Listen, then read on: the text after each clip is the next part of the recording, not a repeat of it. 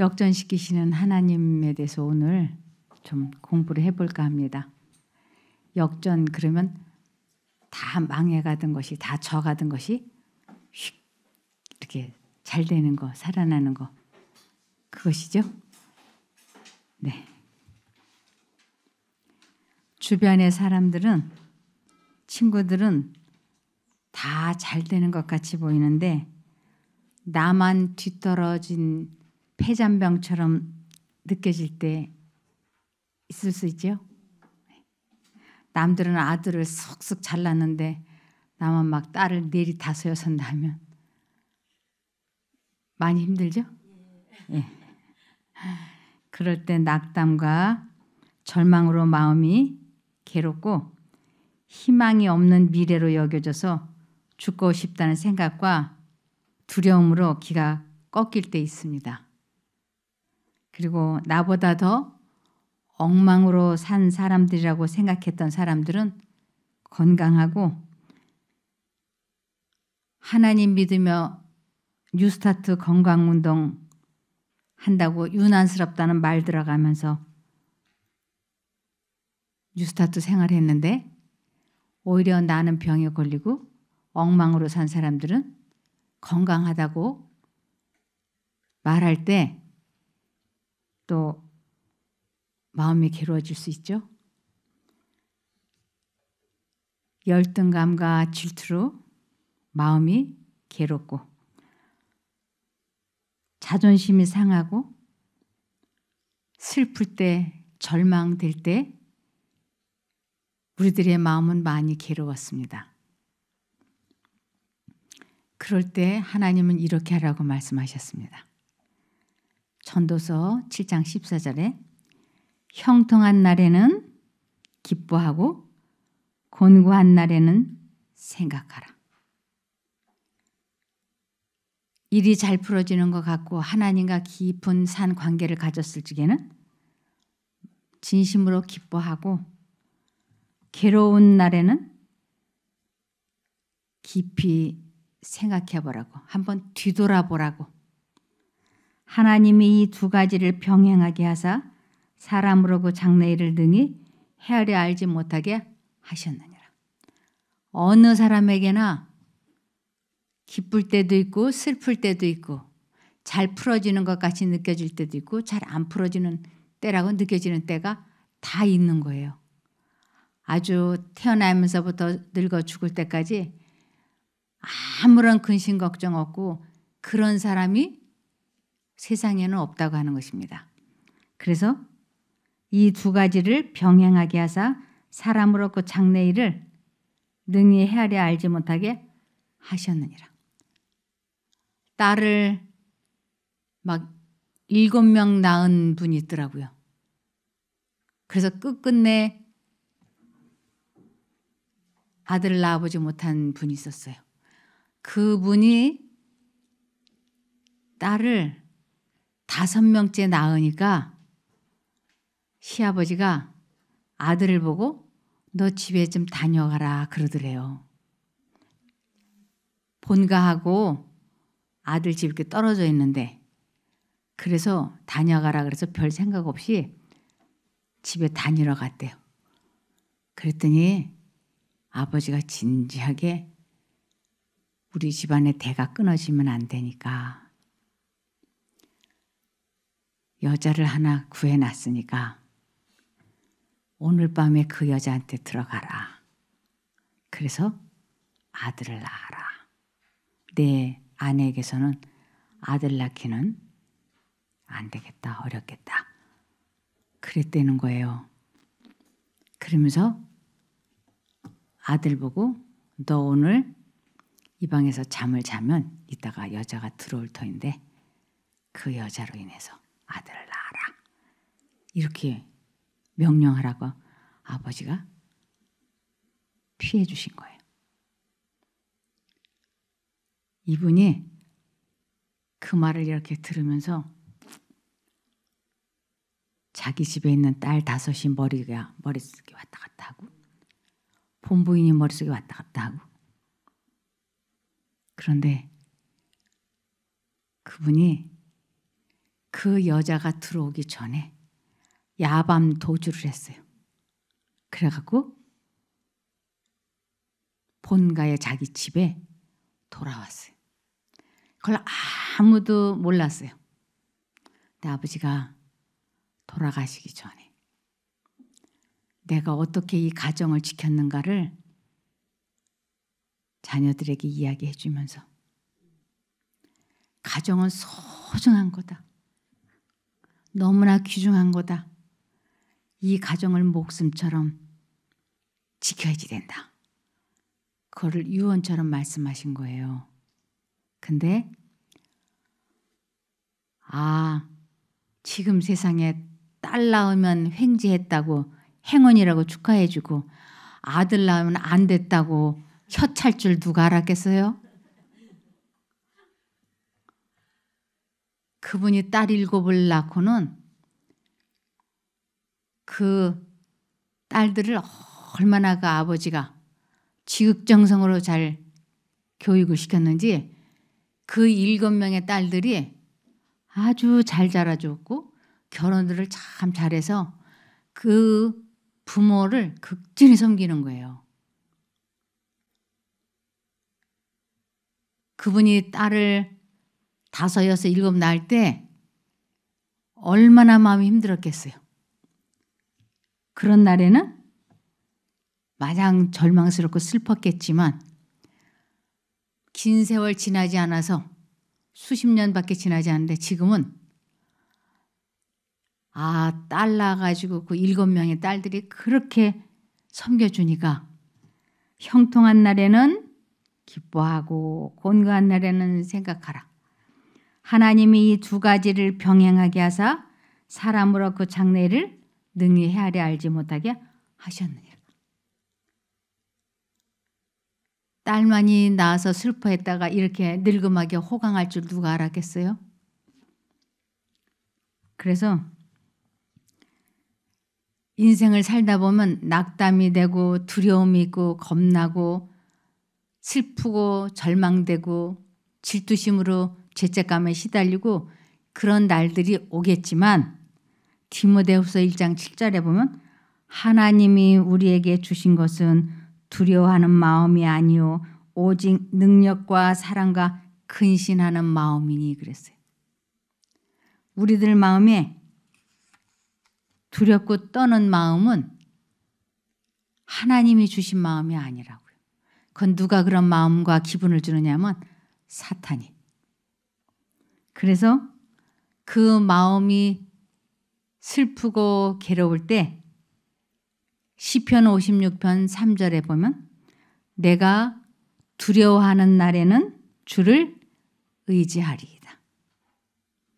그래서 우리들이 인생을 살면서 가장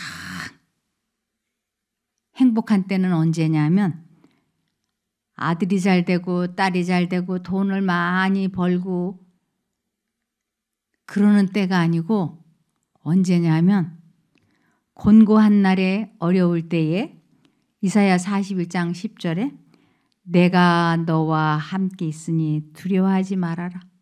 하나님과 내가 하나로 연합할 때 그때가 가장 행복한 때예요.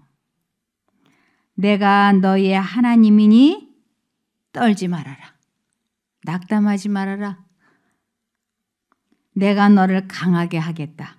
내가 너를 도와주고 내 승리의 오른팔로 너를 붙들어 주겠다.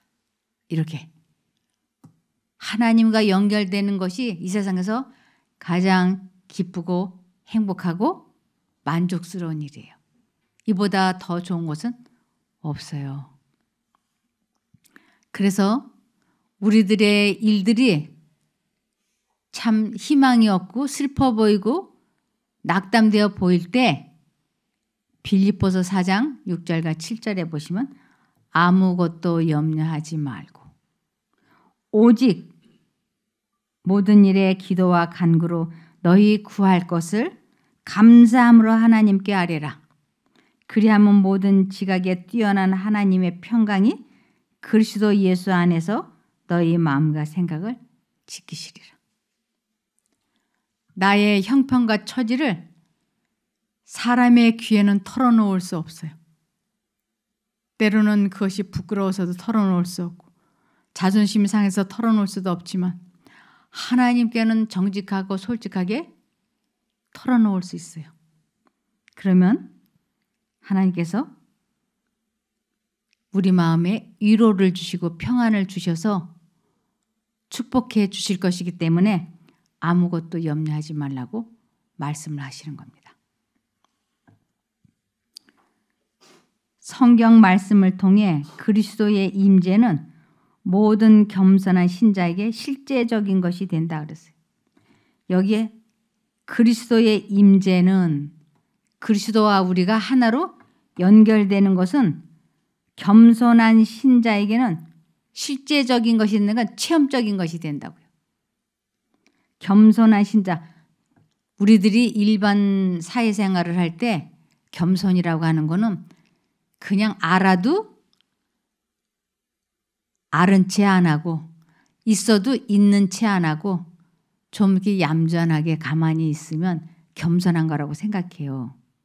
근데 성경에서 말하는 겸손은 자아를 포기한 것을 겸손이라 그래.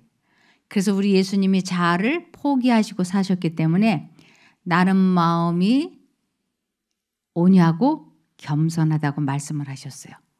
그래서 성경 말씀을 통해 그리스도의 임재는 모든 겸손한 자에게 실제적인 것이 된다고요. 자아 포기를 할 때 하나님을 실제적으로 만나는 체험을 할 수 있다고 하는 것입니다. 그래서 마태복음 28장 20절에 내가 너희에게 분부한 모든 것을 가르쳐 지키게 하라. 볼지어다 내가 세상 끝날까지 너희와 항상 함께 있으리라 하시니라. 그런데 여기 분명히 내가 세상 끝날까지 너희와 항상 함께 있으리라 하셨는데 이것은 내 생명이 멈추면 나에게는 이 세상이 끝나는 거예요. 그러니까 내 생명이 멈추는 날까지 하나님이 나와 함께 해주시겠다고 했는데 눈에 보이지도 않고 눈에 귀에 들리지도 않는데 하나님이 나와 함께 해주신다고 하니까 이걸 어떻게 실제적으로 체험할 수 있는가? 그것은 우리 마음에 예수님을 영접해 드리면 그것이 실제적으로 체험적으로 내가 너와 함께 있겠다고 하는 약속을 우리가 체험할 수 있다고요. 그래서 빌립보서 1장 6절에 나는 너희 가운데서 이 가운데서 그러니까 나는 너희 마음속에서 선한 일을 시작하신 분께서 선한 일 하나님의 뜻에 순종을 하게 도와주시는 성령 하나님께서 그리스도 예수님의 날까지 재림의 날까지 이루실 것을 확신한다. 그래서 예수님은 우리 마음에 들어오셔서 나와 함께 거하시는 거예요. 그런데 예수님이 우리 마음에 거하시지도 않는데 하나님이 내 안에 계신다라고 많은 사람들이 속고 있어요.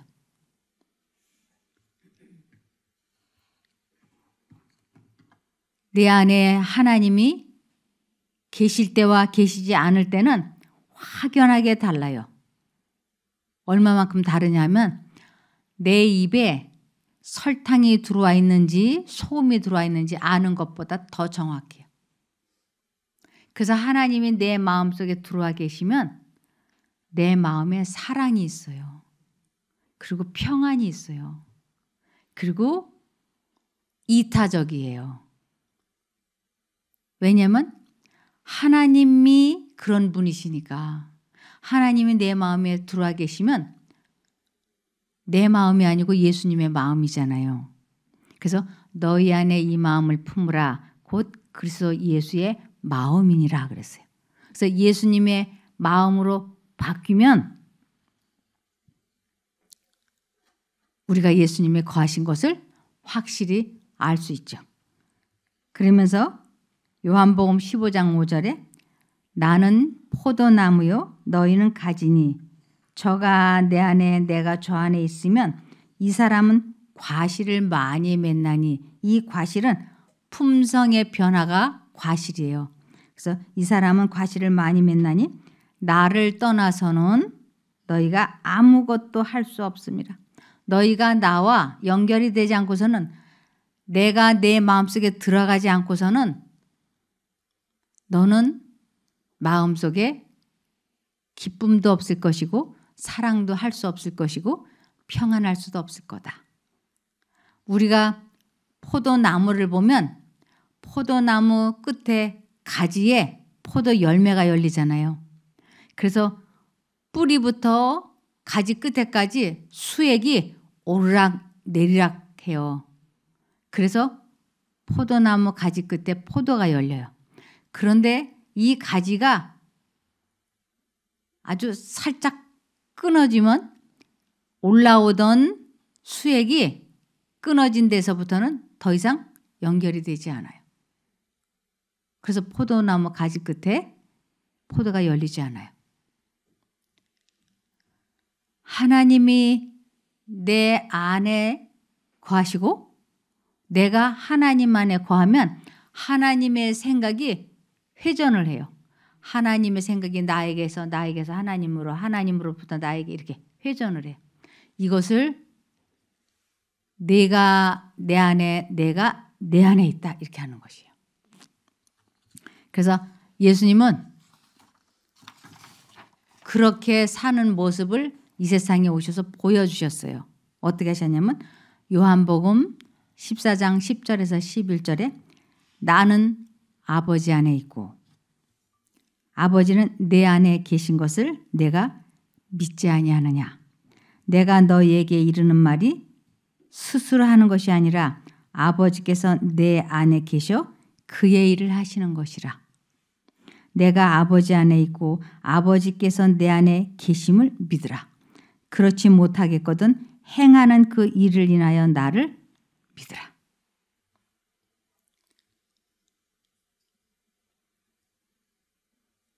우리들에게 이 말씀이 써 있는 거는 우리 마음속에 하나님을 모시게 하려고요. 그래서 하나님이 어떻게 우리 마음속에 들어와 계실 수 있는가? 생각으로 우리 마음속에 말씀을 넣어주세요. 예를 들면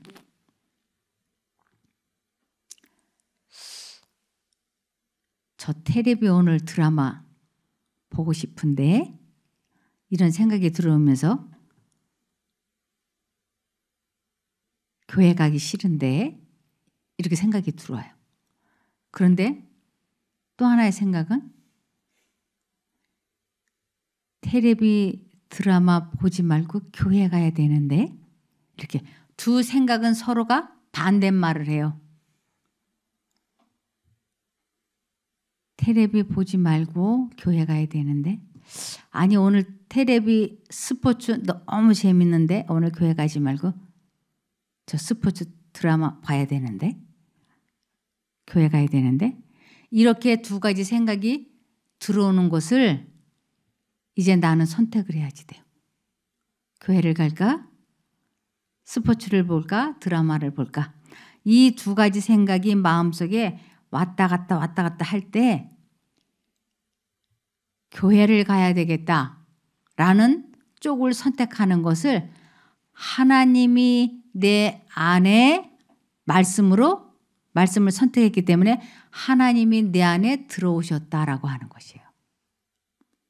그래서 두 생각이 왔다 갔다 할 때 내가 스포츠 드라마 안 볼 거야 라는 생각을 포기하는 것을 자아를 포기했다. 자기를 부인했다. 나는 죽었다. 이렇게 여러 가지로 설명을 해요.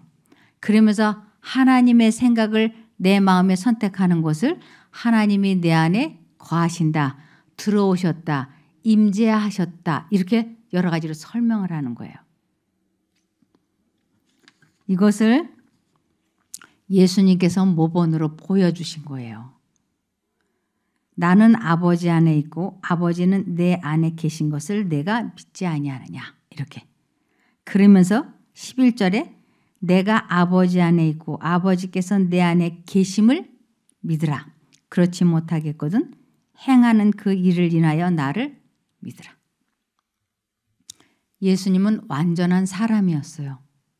그렇기 때문에 우리 같은 이런 사람이었기 때문에 그분은 죄의 성향은 없으셨어요. 인간의 유전인자로 태어난 게 아니고 하나님께서 창조하신 분이기 때문에 그분에게는 죄성이 없었고 죄의 성향이 없었어요. 그런데 그분이 죽은 사람을 살리고 중풍병자를 고치고 문둥병자를 고치고 이것은 우리도 할 수 없는 일이고 예수님도 하실 수 없는 일이었어요. 왜냐하면 예수님은 신의 능력을 받아야 그러한 일을 하실 수 있어요. 우리도 신의 능력을 받으면 그러한 일을 할 수 있어요. 그래서 예수님이 죽은 자를 살리시고 문둥병자를 고치시고 중풍병자를 고치시고 했던 것은 내가 한 게 아니고 내 안에 계신 아버지 하나님의 성령이 하신 것이니까 그 일을 열매를 보면서 결과를 보면서 나를 믿으라고 말씀을 하시는 것이에요. 여기 다시 보시면 내가 아버지 안에 있고 아버지께서 내 안에 계심을 믿으라. 그렇지 못하겠거든 행하는 그 일을 인하여 나를 믿으라. 그러셨어요. 그래서 아버지 하나님은 예수님의 마음속에 생각을 집어넣으시고 예수님은 그 생각을 받아서 말씀을 하셨어요. 그러니까 예수님은 나는 하나의 그냥 뭐예요? 통로인 거예요. 들어오면 내보내고 들어오면 내보내가는 통로 역할을 하셨어요. 그래서 예수님은 뭐가 없다고 말씀하셨냐면 나는 자아가 없다고. 그래서 나는 스스로 아무것도 할 수 없다고. 반드시 아버지 하나님의 성령에 의해서만 사람들을 치료하시고 고치실 수 있었다고 말씀을 하시는 것입니다. 이것을 고린도전서 3장 9절과 16절에 보시면 우리는 하나님의 동력자들이요 너희는 하나님의 밭이요 하나님의 집이니라 그랬어요. 밭이라고 하는 우리들의 마음을 하나님의 밭이라고 하는 것은 밭은 씨를 뿌려서 열매를 맺자고 밭이 준비되어 있는 거예요. 그래서 우리 마음을 마음밭이라 그래요. 그래서 하나님도 말씀에 씨를 뿌리고 사단도 씨를 뿌리는데 사단의 말의 씨는 죽음의 씨앗, 썩어질 씨앗이라 그러고 하나님의 말씀은 생명의 씨앗, 살아있는 씨앗이라고 말씀을 하시는 것이에요. 그래서 우리 마음밭에 이 두 가지가 떨어졌을 때 하나님 쪽을 선택하는 것을 하나님이 내 안에 거하신다라고 하는 것이에요. 그래서 이 집을 짓는 거는 또 뭐라 그래요? 집에는 주인이 살자고 집 짓는 거잖아요. 우리의 마음을 밭이라고도 하고 집이라고도 하고 성전이라고도 해요. 그래서 하나님의 생각이 들어오고 사단의 생각이 들어올 때 사단에 주는 생각을 포기하는 것, 거부하는 것을 자아희생, 자기 부인, 자아가 죽었다. 이러면서 하나님 쪽의 생각을 선택하는 것을 하나님이 내 안에 들어오셨다. 내가 그분을 영접했다. 그분을 믿었다. 이렇게 얘기하는 거예요. 그래서 너희가 하나님의 성전인 것과 하나님의 성령이 너희 안에 거하시는 것을 알지 못하느냐. 알지 못하느냐. 이것은 체험해보지 못하느냐 이런 뜻이에요. 너 하나님이 마음속에 거하시는 거 체험해봤어? 이런 뜻이에요. 고린도후서 13장 5절에 너희가 믿음에 있는가 너희 자신을 시험하고 우리들에게는 믿음이 두 종류의 믿음이 있어요. 두 종류의 믿음이 있는데 하나는 이 성경을 잘 이해하고 물 좀 갖다 주세요.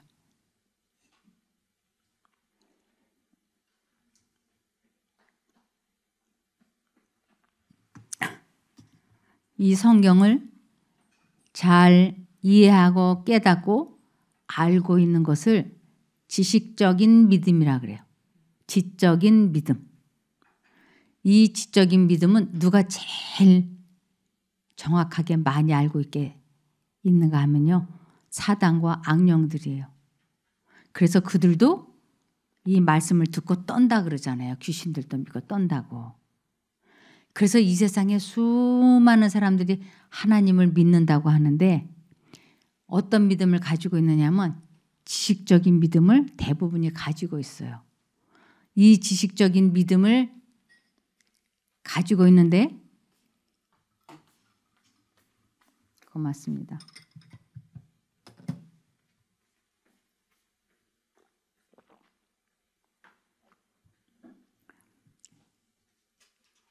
예수님을 내 마음에 모셔드리는 영접해드리는 이것을 믿음이라 그래요. 이것을 산 믿음이라 그래요.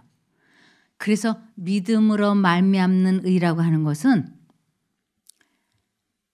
예수님을 성령님을 하나님을 내 마음에 모셔드려본 체험을 믿음이라 그러고 그것을 통해서 하나님의 품성을 재현시킨다. 그래서 하나님의 품성을 의라 그래요. 의.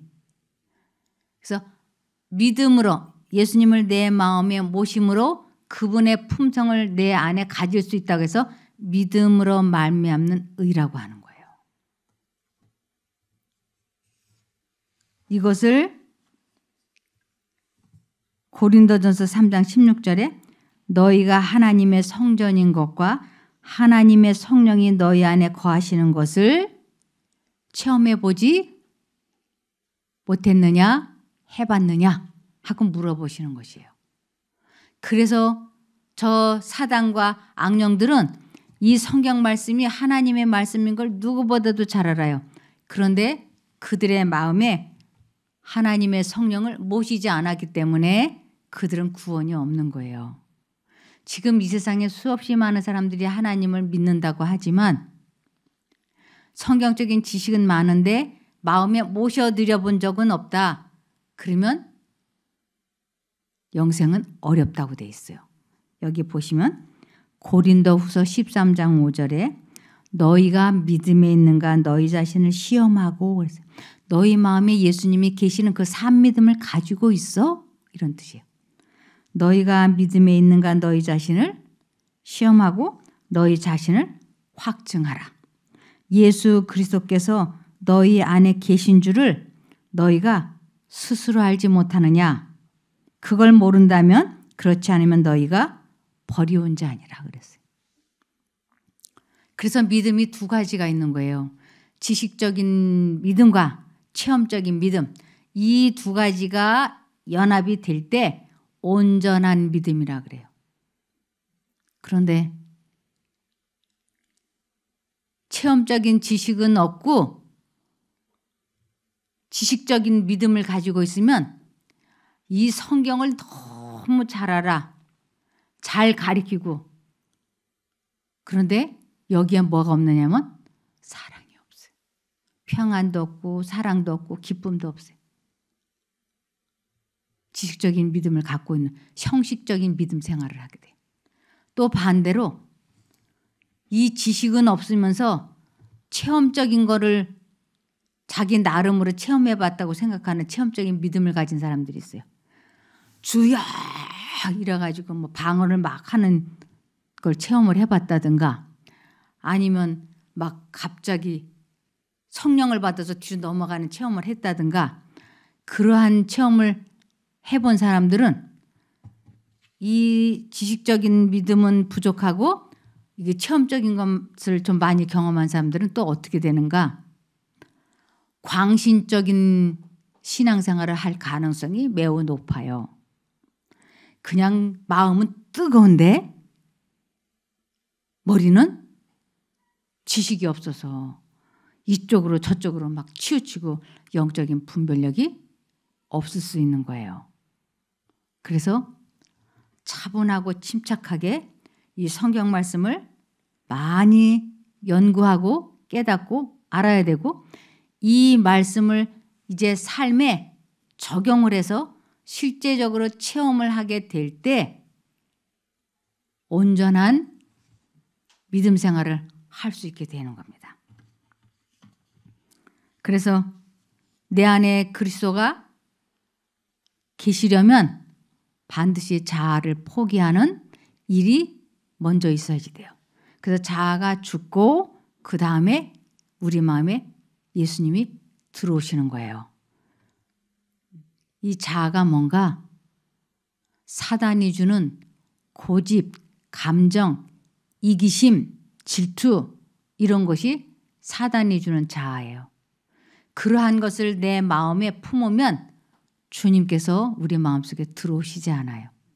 근데 이러한 것을 포기하겠다고 결심을 하고 하나님께 기도하면, 하나님을 부르면 하나님께서 그때 내 마음에 계신 거예요. 그래서 우리들 마음에 슬프고 낙담이 되고 희망이 없어서 병이 들어서 괴로울 때는 마태복음 6장 33절에 너희는 먼저 그의 나라와 그의 의를 구하라. 그리하면 이 모든 것을 너에게 더하시리라고 약속하셨어요. 너희는 먼저 그의 나라와, 예수님은 왕 중에 왕이에요. 그 왕이 내 마음속에 들어오시면 내 마음은 그분의 나라가 되는 거예요. 그리고 나는 그분의 백성이 되는 거예요. 그래서 신앙생활 하는데 제일 중요한 게 뭔가, 너희는 먼저 그의 나라와 그의 의, 예수님의 품성이 우리에게서 재현되는 거, 그것을 최우선순위로 정해라. 그것이 너희는 먼저 그의 나라와 그의 의를 구하라. 그리하면 이 모든 것을 너에게 더하시리라. 모든 것을 다 해결해 주겠다고 약속을 하셨어요. 그런데 누가복음 17장 21절에 또 여기 있다 저기 있다고도 못하리니 하나님의 나라는 너희 안에 있느니라. 그래서 예수님이 거하신 것을 천국이 너희 안에 있다고요. 유대인들은 언제 당신의 나라가 임합니까? 하고 예수님에게 물어보니까 내 나라는 여기 있다 저기 있다고도 못하리니 하나님의 나라는 너희 마음속에 시작이 되는 거야 라고 말씀을 하셨습니다. 그러면서 요한복음 17장 3절에 영생은 오직 한 분이신 참 하나님을 알고, 이 알고는 체험해 보는 것을 알고라 그래요. 또 아버지께서 보내신 예수 그리스도를 아는 것입니다. 예수 그리스도를 내 마음에 모셔보는 그 체험을 하는 것이 영생을 얻는 것이라고. 요셉은 17살 때 그는 형들에게 미움을 받아서 애굽으로 노예로 팔려갔어요. 그래서 그가 생각할 때는 가장 큰 재앙이라고 생각했어요. 절망적이었죠. 애굽의 축복을 가져온 요셉. 요셉은 애굽 땅으로 팔려간 것이 자기 생애에서 가장 큰 재앙이라고 생각했다. 아버지의 보호를 받고 있을 때는 몰랐지만 이제는 하나님을 온전히 신뢰해야 될 필요성을 절실히 느꼈다. 요셉은 하나님을 애굽 땅에 모시고 내려갔다. 슬픔 중에 취한 그의 명랑한 태도가 이 사실을 말해준다. 요셉이 노예로 팔려가면서 예수님을 모시고 내려간 거예요. 근데 예수님을 눈에 보이나요? 예수님 저하고 같이 애굽 땅에 내려가십시다. 보여요? 안 보여요. 그런데 여기에 분명히 요셉은 하나님을 애굽 땅에 모시고 내려갔다. 그래서 요셉은 언제나 예수님과 습관적으로 대화를 나누었어요. 그래서 주님 저를 도와주세요. 그래서 하나님이 자기 마음에 말씀해 주시는 것을 알아들었던 거예요. 이것을 요셉은 하나님을 애굽 땅에 모시고 내려갔다라고 말하는 거예요. 희망과 용기는 하나님의 사업을 이루는데 필수 불가결한 요소이다. 이것들은 믿음의 열매이다. 낙담은 죄요, 옳지 않은 행위이다. 지금은 우리가 어렵게 느껴지지만 이것을 먼저 그의 나라의 일을 구하면 요셉을 노예에서 국무총리로 만들어주신 하나님께서 우리들이 지금은 폐잔병처럼 느껴질지 몰라도 잠시 후에는 우리를 역전시켜 주실 수 있는 것이에요. 우리가 먼저 그의 나라의 일을 구하면 하나님께서는 반드시 우리를 역전시켜 주세요. 여기에 보면 악이 번성하여 보이는 것이 큰 시험거리가 됨. 요셉은 그의 신실하고 흠없는 인격 때문에 좋은 평판도 자유도 다 잃었다. 그 요셉이 보디발의 집에 노예로 팔려갔을 때 그 요셉이 보디발의 아내가 동침하자고 계속 유혹을 하는 것을 그가 거절했을 때 보디발의 아내가 이 요셉을 죽이려고 그랬어요. 그래서 모함을 해가지고 요셉을 자기네 집 지하 감옥에다가 가둬놨어요. 요셉을. 그럴 때 요셉이 하나님께 죄를 짓지 않기 위하여 최선을 다했는데 결과가 이렇게 감옥이니까 그가 얼마나 괴로울까요? 하나님을 원망하고 싶겠죠. 내가 하나님 잘 믿어보려고 했는데 왜 내가 이렇게 지하 감옥에 내려가 있을까? 그리고 자기에게 억울한 누명을 씌웠던 그 여자는 너무 룰루랄라하고 잘 사는 거예요. 그것이 악이 번성하여 보이는 것이 큰 시험거리가 된다고요. 요셉이 그게 너무나 괴로웠던 거예요. 요셉은 그의 신실하고 흠없는 인격 때문에 좋은 평판도 자유도 다 잃었다. 악이 승하고 선이 티끌 가운데 짓밟히는 것처럼 보이는 이것은 덕이 높고 하나님을 경외하는 사람들이 겪게 되는 가장 혹독한 시험이다 그랬어요. 그런데 요셉은 끝까지 내가 이 세상에서 잘 되고 잘 먹고 잘 사는 거 그것보다 나는 하나님을 내 마음에 모시고 살다가 주님 오시는 그날에 내가 영광의 나라에 들어가는 것이 내 삶의 목표다. 그리고 아주 성실하게 끝까지 성실하게 살았을 때 하나님께서는 요셉을 국무총리로 만들어 주셨어요. 완전히 역전이 됐죠.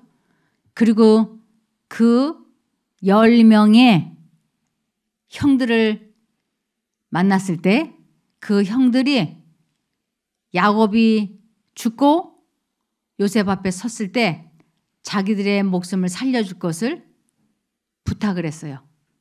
그럴 때 요셉이 당신들은 나를 죽이려고 해하려고 했지만 하나님께서는 그것을 거꾸로 이용을 하셔서 바꾸셔서 역전시키셔서 내가 당신들을 돌보는 위치에 있게 해주었다. 이러한 모든 일들은 인생의 길이 사람에게 있지 아니하고 하나님에게 있다고 하는 것을 가르쳐 주시는 거라고 말씀을 했어요. 창세기 50장 20절에 형님들은 나를 해치려고 했지만 하나님께서는 형님들의 악을 선으로 바꾸셨습니다. 그래서 오히려 많은 사람들의 생명을 구할 수 있었습니다. 우리들의 인생이 조금 힘들고 어려워 보이지만 지금은 추운 겨울과 같은 시간을 우리들은 보내고 있는 거예요. 그러나 잠시 잠깐 후면 우리가 하나님과 연결이 되면 이 겨울은 지나가고 우리들의 생애에 봄이 돌아오고 여름이 생길 것입니다. 그래서 역전시켜 주시는 하나님을 끝까지 바라보시고 역전하시기를 바라며 말씀을 마치겠습니다. 기도할까요? 하늘에 계신 저희들의 아버지 하나님, 지금은 저희가 다 깨닫지 못하지만 주님이 오시면 저희들에게 찾아온 어려움들이 결국 우리가 하나님을 찾는 축복이 된 것을 알게 될 것입니다. 그때까지 저희가 실망하지 아니하고 절망하지 않고 잘 견딜 수 있게 붙잡아 주시옵소서. 주님께서 함께해 주셔서 저희 마음속에 주님을 모셔드리는 그 온전한 믿음을 가지기를 원합니다. 그 경험을 끝까지 잘 하다가 주님 오시는 그날 그 자리에서 주님을 영접하는 저희가 되게 도와주시옵기를 예수님 이름으로 기도합니다. 아멘. 감사합니다.